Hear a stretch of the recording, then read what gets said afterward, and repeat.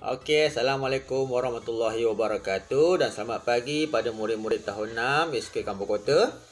Hari ini kita sambung kelas PDPR Sains kita dengan untuk tajuk daya, iaitu tajuk kecil yang baru iaitu menambahkan dan mengurangkan daya geseran. Okey. Hari itu kita dah tengok geseran ni ada kesan baik dan kesan buruk. Okey, jadi yang ni kita nak tengok macam mana kita nak tambah ataupun mengurangkan geseran dalam keadaan-keadaan tertentu. Jadi, cikgu minta kamu buka buku teks kamu, muka surat 107. Jom kita tengok situasi kawan kita ni. Okay. Terdapat beberapa keadaan yang memerlukan lebih daya geseran untuk membantu kita menjalankan sesuatu aktiviti. Sesuatu kerja. Okay. Ada keadaan kita perlukan lebih daya geseran. Dengan menambah daya geseran, sesuatu pekerjaan dapat dilakukan dengan lebih cekap dan mudah. Okey, jom kita tengok situasi yang pertama. Untuk cerita kawan kita dua orang ni. Okey. Susahnya nak buka penutup balang ini. Kawan kamu nak buka balang. Okey, dia kata susah, terlalu ketat. Apa kawan dia cakap? Tapak tangan kamu mungkin licin. Nah, gunakan tuala ini. Kawan dia hulurkan tuala. Okay. Bila kita pegang tuala tu memang kita rasa lembut. Tapi permukaannya berbulu-bulu, dia banyak geseran. Okay. Apa jadi? Betul kata kamu. Saya dapat membuka penutup balang ini dengan mudah menggunakan tuala kering. Dengan syarat tuala itu kering. Okey. Kenapa boleh mudah pula nak buka penutup balang ni?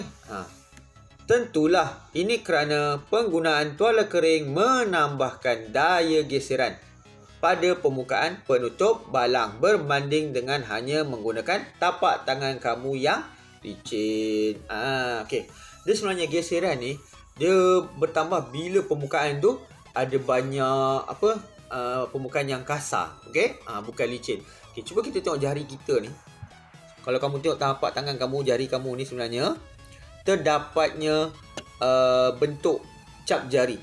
Bentuk cap jari. Ini sebenarnya membantu menambahkan geseran. Tapi kadang-kadang tak cukup. Jadi kita kena gunakan bantuan alatan lain untuk menambah geseran. Okay? Jom kita tengok cerita pasal nak tambah geseran. Okay. Tengok gambar pertama ni. Bagaimanakah bunyi dihasilkan apabila biola digesek? Okey, macam mana bunyi boleh terhasil bila biola ni digesek? Tali biola tu dengan dia punya batang tu, tali dia bersentuhan. Okey, jadi ada geseran. Jadi bila ada geseran, tali pada biola tu dia akan bergetar dan menghasilkan bunyi. Okey. Okey, seterusnya yang ni ini apa benda ni? Ini sebenarnya adalah omboh piston, okey, dalam enjin kereta, enjin motor. Okey. Mengapakah omboh menghasilkan haba? Okey, kita tengok. Omboh ni yang bulat ni. Okey. Okey. Dengan dinding omboh tu. Okey, dengan dinding omboh tu dia bersentuhan. Bila omboh tu naik turun pada dia punya kita panggil silinder dia tu, okey, dia akan berlaku geseran, maka terhasilnya haba. Sebab tu kalau kamu buka hood depan kereta terasa panas. Sebab apa? Geseran omboh dengan dinding silinder blok enjin tu menghasilkan haba. Okey. Okey, kita tengok sini. Ini tentang kesan-kesan haba, kesan-kesan geseran lah. Okey. Mengapakah kereta api mengambil masa yang lama untuk berhenti di landasan? Kereta api ni panjang, besar, berat, banyak penumpang, banyak barang. Jadi bila kereta api nak berhenti, dia kena break dari awal. Dia tak boleh last minute, tak boleh minit-minit akhir baru nak break, tak boleh. Dia akan terlajak.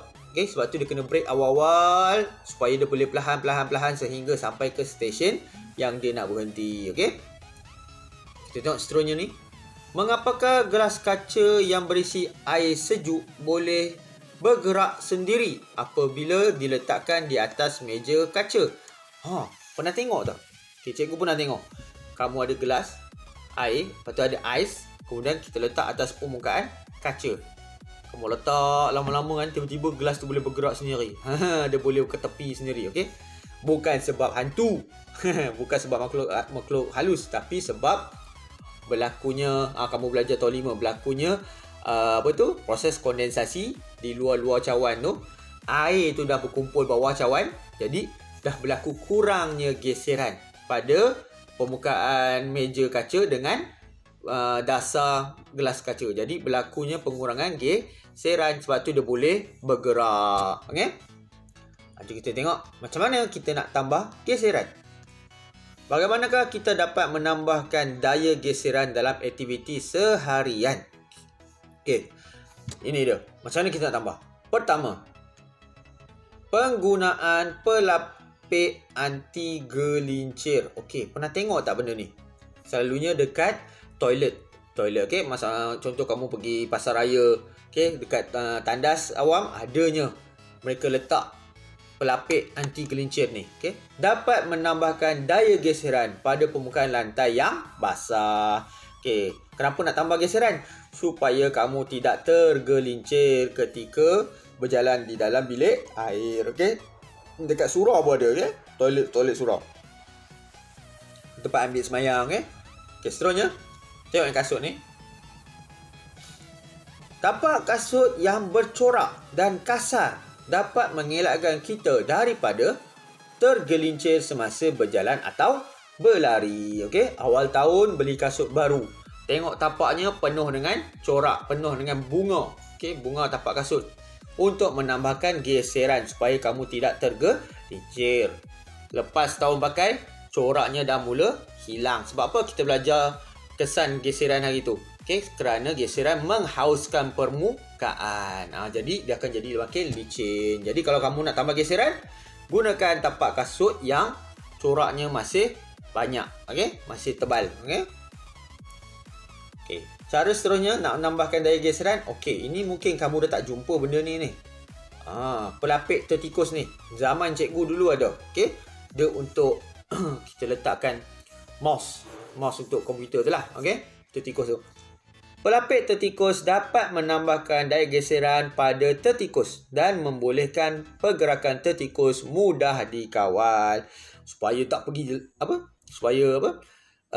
kita dapat kawal pelan-pelan, elok-elok mouse tu kan, tertikus tu kan. Supaya dia punya penunjuk pada komputer tu, cursor dia tu boleh bergerak dengan elok. Okey. Itu guna pelapik tertikus. Zaman cikgu dululah.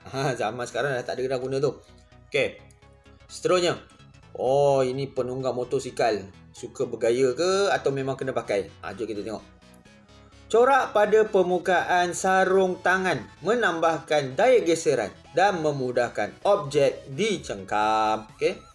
Bawa motosikal, press minyak. Okey, lepas tu pegang handle, okey. Ataupun brake lah. Okey. Supaya kita ada cengkaman yang lebih. Okey, menambahkan geseran. Kadang-kadang bila kita tak pakai glove ni, tak pakai sarung tangan ni, kadang-kadang tangan kita berpeluh, asyik pegang macam tu berpeluh, dia jadi basah. Bila basah, dia kurang geseran. Nak pulas minyak kadang-kadang tak pergi. Sebab apa? Kita tak pulas dengan betul. Okey. Jadi bila pakai sarung tangan, menambahkan daya geseran. Tangan kurang berpeluh. Kat luar tu lah, permukaan luar tu tak ada air. Jadi kurang geseran tapi lebih geseran. Okey. Sebab tu kena pakai sarung tangan untuk menambahkan geseran. Okey. Ni siapa ni? Apa aktiviti ni? Ini ahli sukan angkat berat. Okey. Ahli sukan angkat berat menggunakan serbuk kapur magnesium karbonat. Magnesium karbonat untuk mengangkat pemberat besi. Okey, kalau kamu tengok acara sukan, nanti tengok dalam bulan Julai, okey, berlangsungnya sukan Olimpik di Tokyo. Acara ni angkat berat ni, kamu tengok sebelum mereka angkat berat tu, mereka akan sapu tangan ni dengan sejenis serbuk. Okey, serbuk itu adalah serbuk kapur magnesium karbonat. Apa fungsi dia? Serbuk kapur ini digunakan untuk mengelakkan pemberat besi daripada mudah terlucut. Sebenarnya kapur magnesium tu dia akan mengeringkan.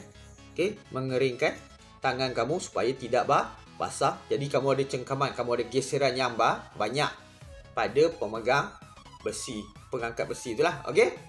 Sama juga dengan orang yang buat gimnastik. Okey, gimnastik kalau kamu tengok tu yang jenis bergayut dekat tali tu kan. sebelum diorang bergayut, dia akan sapu dulu tangan dia dengan serbuk putih. Inilah dia serbuknya. Okey, serbuk kapur magnesium karbonat. Okey. Okey, bye. Ini kalau kamu tengok pelumba basikal terkenal Malaysia, Azizul Asniawang. Bagaimanakah topik keselamatan membantu penunggang basikal ini supaya boleh bergerak dengan lebih laju? Okey. Kalau kamu tengok orang yang tengah lumba lari, orang yang sedang lumba kereta, bawa kereta ataupun lumba basikal. Okey. Sebenarnya ada geseran bukan saja pada permukaan yang bersentuhan ni, pada jalan raya dan juga tayar, bukan. Tapi ada geseran antara badan kita dengan udara. Okey, dia bergeser. Kita lari-lari ada angin. Okey, itu juga geseran. Okey. Jadi bila ada geseran, kalau angin kuat sangat kamu lari, geseran makin banyak, kamu akan jadi perlahan. Macam mana nak kurangkan geseran tu? Ini dia tanya. Topi keselamatan dia tu, kamu tengok topi dia. Apa bentuk dia tu? Topinya tu bentuk satu jenis bentuk, iaitu bentuk aerodinamik. Okey, nanti kita tengok apa fungsi aerodinamik ni, okey? Jadi kamu kena ingat, ini antara contoh-contoh untuk menambahkan geseran, iaitu penggunaan pelapik anti gelincir, kemudian penggunaan tapak kasut dengan corak yang tebal, okey? Lepas tu pelapik tertikus, lepas tu guna sarung tangan dan juga gunanya kapur magnesium karbonat untuk menambahkan geseran. Okey. Jadi kita tengok nak kurangkan pula. Apa cara nak kurangkan? Okey. Dalam keadaan lain pula, daya geseran yang terhasil memberikan masalah. Okey. Dan perlu diatasi atau dikurangkan. Okey. Tengok apa cerita ni. Ayah, tengoklah tingkap ni. Dah berbunyi dan semakin susah nak dibuka. Tingkap itu dah berkarat agaknya. Okey, bila kamu buka tingkap kadang ada bunyi. Okey, ataupun susah beratnya, nak tarik susah. Okey. Apa nak buat? Senang saja. Kita perlu letakkan minyak grease pada bahagian pembuka tingkap yang bergeser. Nak kurangkan geseran dia, nak kurangkan bunyi bising dia, sebab bunyi pun adalah kesan daripada geseran. Okey. Jadi nak kurangkan tu, kita letak minyak. Okey, minyak grease atau minyak pelincir. Okey. Tengok apa bapak dia kata. Lihat, tingkap ini dah tak berbunyi dan boleh dibuka dengan mudah. Jadi, penggunaan pelincir seperti grease atau minyak boleh mengurangkan daya geseran pada bahagian tingkap yang bergeser. Okey, terima kasih ayah. Itu dia. Guna minyak atau grease untuk kurangkan geseran. Sebab apa? Minyak atau grease ni kan dia licin. Okey? Kurang geseran. Okey. Kita tengok. Tahukah kamu cara lain yang boleh mengurangkan daya geseran dalam aktiviti seharian? Macam mana kita nak kurangkan daya geseran supaya mudah untuk objek ni bergerak? Okey, jom kita tengok. Pertama, ini mungkin dekat kilang, okey?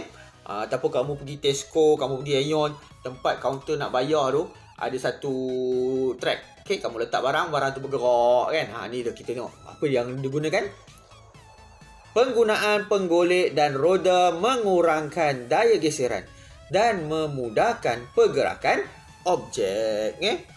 Kalau kamu tengok betul-betul ni, dekat penggolek ni, okey, tu dekat track dia tu, okey, ni semua ni penggolek ni, sebatang. Dia rod silinder. Okey, dia mudah menggerakkan objek. Okey. Kemudian papan selaju ni pun, skateboard ni, papan selaju ni pun sama juga. Rodanya ni bentuk silinder. Okey. Senang nak bergerak. Okey. Mengurangkan daya geseran. Okey, seterusnya. Ini kalau kamu ikut bapak kamu pergi servis kereta, asyik kata bapak kamu kata apa kat workshop tu? Bos, saya mau tukar minyak hitam. Minyak hitam. Inilah minyak hitam, minyak pelincir. Okey. Penggunaan minyak pelincir dalam kenderaan bermotor boleh mengurangkan daya geseran yang berlebihan dalam bahagian enjin. Ingat tak tadi yang gambar piston tadi, gambar omboh tadi? Omboh naik turun dalam enjin kan? Jadi nak kurangkan geseran omboh dengan silinder blok pada enjin tu kena ditambahkan minyak pelincir, baru dia boleh naik turun dengan mudah, okey, tanpa banyak geseran, okey. Jadi tadi penggolek dan juga penggunaan minyak pelincir nak kurangkan geseran. Seterusnya, oh ini best ni, main apa ni? Ini main carom. Okey, penggunaan tepung asid borik. Tepung asid borik, okey, dapat memudahkan pergerakan buah carom. Tepung asid borik nak kurangkan geseran. Yang tadi angkat berat tadi, kapur magnesium karbonat. Kena bezakan dua. Satu tambah geseran, satu kurang geseran. Kapur magnesium karbonat tambah geseran. Okey, orang angkat berat. Okey. Tepung asid borik mengurangkan geseran, okey, dalam permainan carom. Okey. Seterusnya, penggunaan permukaan laci disapu dengan lilin supaya mudah dibuka dan ditutup. Okey. Kalau kamu tengok ni, ini dekat bahagian tepi meja. Okey, tepi meja pula, tepi laci. Okey, tepi laci ni dia ada satu rail, okey, besi. Kamu boleh sapu lilin kat situ supaya berbola penggerak dia tu senang, rail tu nak lalu, okey, tanpa banyak geseran, okey. Lepas tu macam cikgu dapat idea guna lilin ni pun daripada mak cikgu juga. Mak cikgu selalu guna lilin ni, dia sapu pada bahagian belakang kasut. Okey, belakang kasut dekat tumit kita tu. Okey, dia sapu situ. Kalau kasut barulah, selalu mak cikgu dia beli, dia akan sapu dulu lilin, gosok lilin dekat keliling-keliling tempat kita nak masukkan kaki pada kasut tu supaya kurang melecet. Itu idea mak cikgu. Kamu boleh guna, okey, untuk mengurangkan geseran, okey. Jom kita lihat penyelesaian masalah ni. Okey. Situasi A. Pisau ni dah tumpul. Patutlah mak susah nak potong daging ayam ini. Okey. Bila pisau tumpul, apa kita nak buat? Kita perlu asah. Bila kita asah, ambil batu asah warna hitam. Pernah tengok batu asah? Okey, batu asah, ambil pisau. Asah. Bila kamu asah, itu sebenarnya berlaku geseran. Okey, bila ada geseran, dia permukaan yang kasar, batu asah tu permukaan yang kasar, dia menambahkan geseran. Lama-lama pisau itu akan jadi makin tajam. Ini antara kesan daripada geseran. Dan cara kita nak menambah geseran, kita gunakan batu asah. Okey. Situasi B. Jatuh pula licin lantai licin. Aduh, sakitnya. Macam mana nak atasinya? Gunakan pelapik anti gelincir. Okey. Kita tengok sini. Habis dah. Apakah kesan daya geseran yang dapat kamu kenal pasti dalam kedua-dua situasi ini? Yang pertama, kesan daya geseran ni tadi, bila kurang geseran, susah nak potong ayam. Okey? Jadi kita kena tambahkan geseran macam mana? Kita kena tajamkan pisau ni. Macam mana nak tajamkan pisau? Kena asah pada batu asah. Okey, batu asah tu pun adanya permukaan kasar dan dia boleh menajamkan permukaan mata pisau. Okey? Yang jatuh tu tadi, macam mana nak atasi dia tu? Apa kesan geseran tu? Sebab kurang geseran, budak tu tergelincir. Okay? Bagaimanakah kamu dapat membantu sekiranya kamu berada dalam situasi di atas? Okay, adakah daya geseran perlu ditambah atau dikurangkan? Mengapa? Okay, tadi cikgu dah bagi tahu semua. Okay, cadangkan cara-cara menambahkan atau mengurangkan daya geseran yang terhasil. Tadi cikgu dah terangkan macam mana nak atasi masalah tadi. Okay? Jadi ini yang kita belajar hari ini tentang menambah dan mengurangkan daya geseran. Ini muka surat seterusnya ni kamu boleh baca. Okay, muka surat 111 tentang apa yang kita belajar mengenai topik daya. Jadi cikgu harap kamu faham apa yang cikgu terangkan ni.